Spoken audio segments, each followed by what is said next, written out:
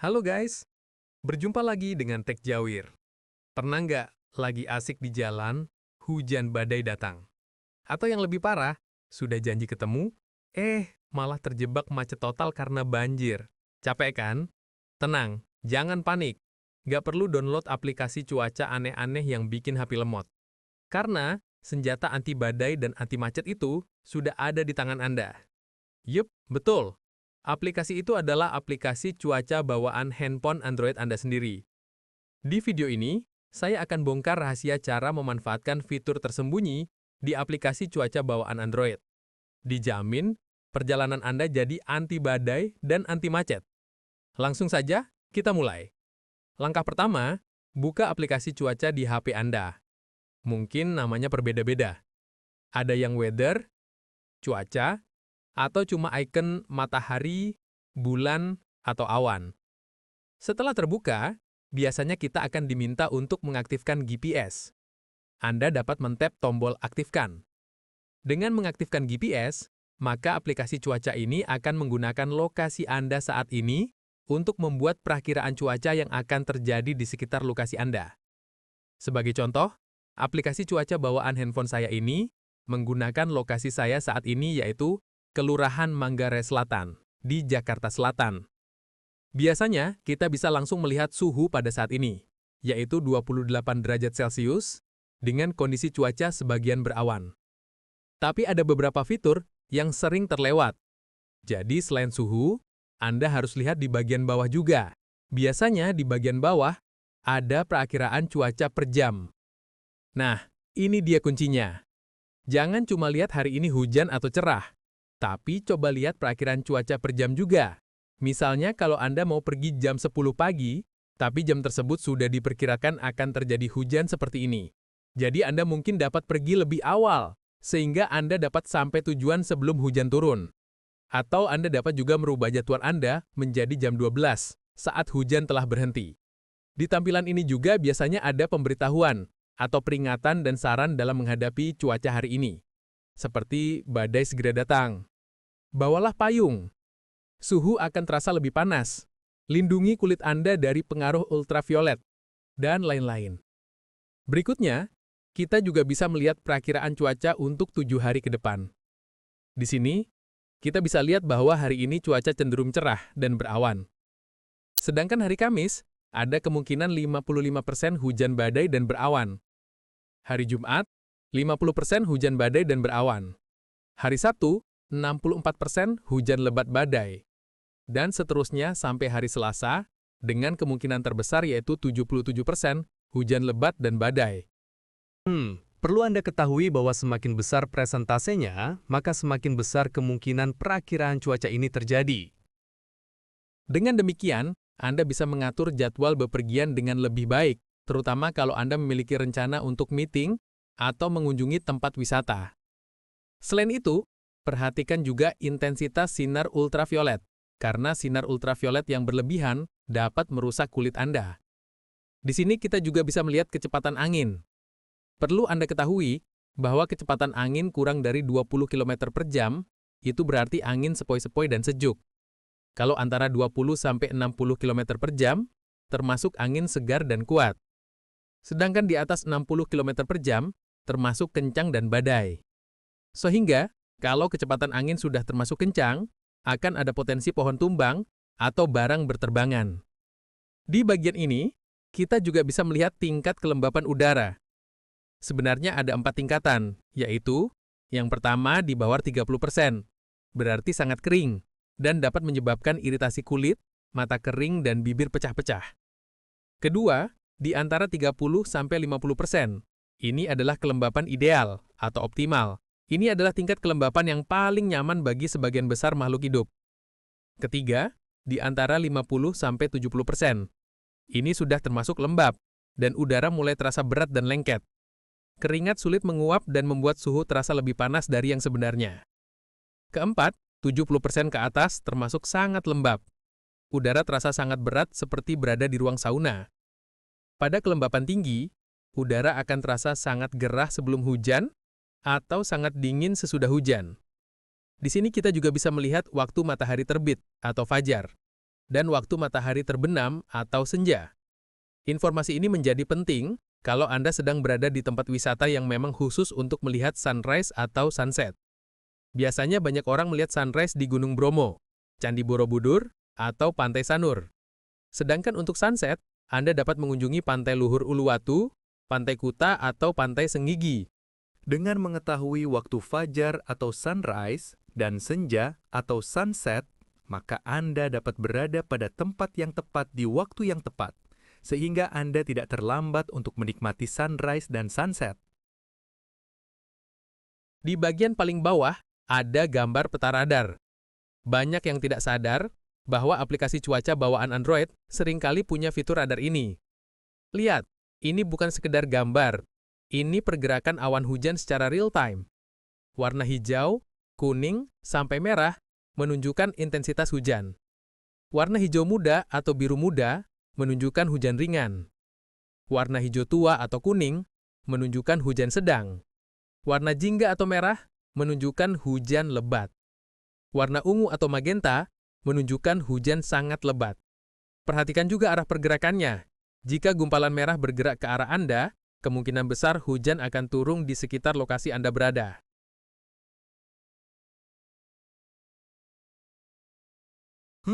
Pada bagian terakhir kita bisa melihat serbuk sari, yaitu konsentrasi butiran serbuk sari alergenik di udara di lokasi Anda.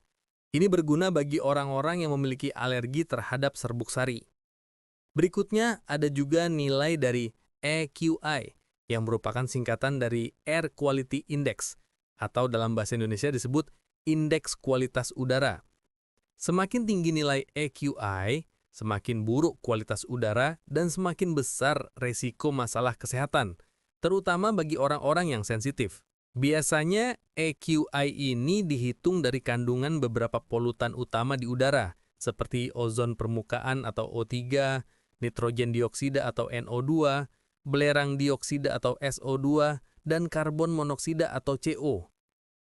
Ada juga saran untuk orang-orang yang suka olahraga berlari. Saran ini merupakan kesimpulan yang diambil dari beberapa faktor seperti suhu udara, kelembapan, kecepatan angin, curah hujan, kadar serbuk sari, dan juga AQI. Seperti kita lihat, aplikasi cuaca ini berpendapat bahwa lingkungan di sekitar rumah saya ini kurang baik atau buruk untuk melakukan olahraga berlari. Saran ini tentunya murni dari aplikasi dan tidak ada manipulasi apapun. Yang terakhir ada istilah kesulitan berkendaraan, yang berarti seberapa menantang atau berbahayanya kondisi jalan akibat cuaca. Karena bisa saja jalanan dipenuhi kabut sehingga mengganggu saat berkendaraan. Kesulitan berkendaraan bisa juga terjadi karena hujan lebat atau angin kencang. Pada saat video ini dibuat, aplikasi cuaca menyatakan tidak ada kesulitan berkendaraan di lokasi tempat saya tinggal. Jika Anda memiliki rencana untuk melakukan perjalanan jauh, sebaiknya jangan cuma cek lokasi Anda saat ini, tapi tambahkan lokasi tujuan Anda pada aplikasi cuaca ini. Misalnya, Anda sedang berada di Jakarta dan akan menuju Bekasi. Maka sebaiknya Anda menambahkan Bekasi di daftar lokasi dari aplikasi cuaca ini. Dengan demikian, Anda dapat mengetahui cuaca apa yang akan Anda hadapi di Bekasi pada saat Anda sampai di sana. Untuk menambahkan Bekasi pada aplikasi cuaca ini, Anda dapat men-tap menu 3 baris ini, tap Kelola Lokasi,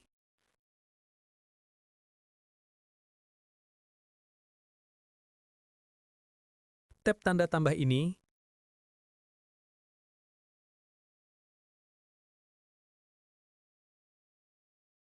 dan pada teks pencarian, ketikkan nama daerah yang Anda tuju, yaitu Bekasi.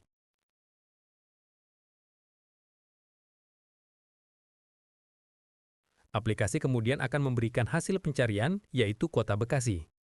Kita tap Kota Bekasi ini, dan ini berarti Bekasi sudah menjadi salah satu lokasi yang akan dipantau oleh aplikasi cuaca ini. Tap Kota Bekasi untuk melihat perakiraan cuaca Kota Bekasi secara detail. Di sini kita bisa melihat perakiraan cuaca Kota Bekasi sama seperti yang sudah saya jelaskan pada bab pertama. Tentu saja, perakiraan Kota Bekasi ini akan sangat membantu Anda untuk memutuskan waktu keberangkatan. Jadi, sebelum keluar rumah, pastikan Anda cek 2 poin. lokasi Anda sekarang, apakah akan kehujanan saat berangkat, dan lokasi tujuan untuk mengetahui apakah di sana hujan saat Anda sampai di lokasi tujuan. Pasti banyak di antara kita yang bertanya-tanya, mungkin nggak sih kita mendapatkan peringatan atau notifikasi sebelum cuaca buruk terjadi? Nah, ternyata aplikasi cuaca ini sudah mendukung peringatan dini tersebut. Untuk mengaktifkan peringatan dini atau notifikasi, Anda bisa men-tap menu 3 baris ini, kemudian masuk ke pengaturan cuaca,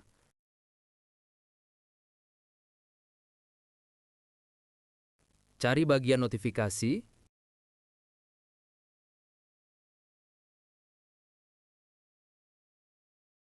kemudian izinkan notifikasi,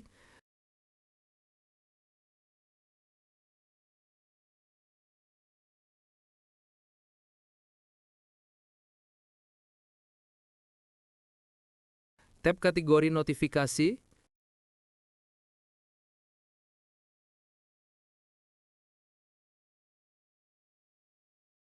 kemudian kita pilih Severe Weather Alerts atau peringatan dini untuk cuaca buruk.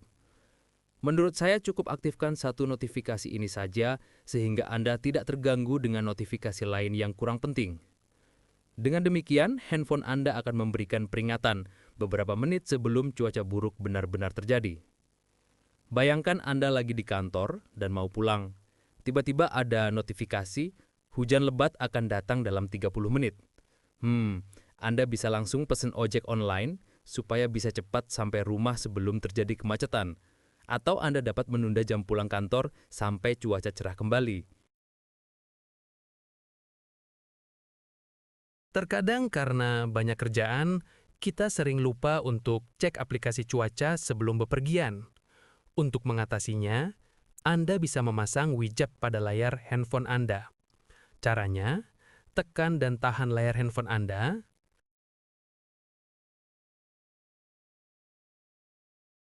pilih widget,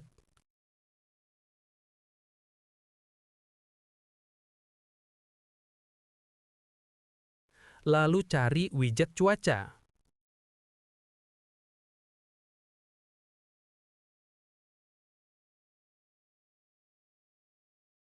Pilih yang ukurannya cukup besar, yang menampilkan setidaknya suhu dan perakiraan singkat.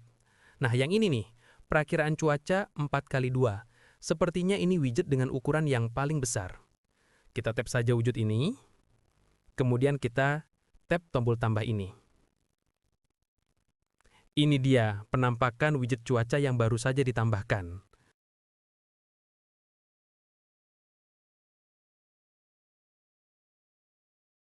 Dengan demikian, perakiraan cuaca, suhu, dan hujan dapat Anda lihat setiap kali Anda membuka handphone Anda. Cukup sekian video saya kali ini. Semoga setelah menonton video ini, Anda menjadi lebih sering menggunakan aplikasi cuaca bawaan HP Android Anda. Karena bisa jadi, aplikasi cuaca ini menjadi asisten pribadi Anda untuk menghindari hujan, banjir, dan kemacetan. Sehingga perjalanan Anda menjadi lebih aman dan menyenangkan. Dari sekian banyaknya fitur pada aplikasi cuaca ini, fitur apa yang paling sering Anda gunakan? Silakan tulis di bagian komentar. Jika video ini bermanfaat untuk Anda, silakan klik like dan share. Untuk mendapatkan tutorial teknologi berikutnya, silakan klik subscribe dan aktifkan loncengnya. Atau kalau Anda memiliki pertanyaan, silakan tulis di bagian komentar. Sampai jumpa di video Tech Jawir berikutnya.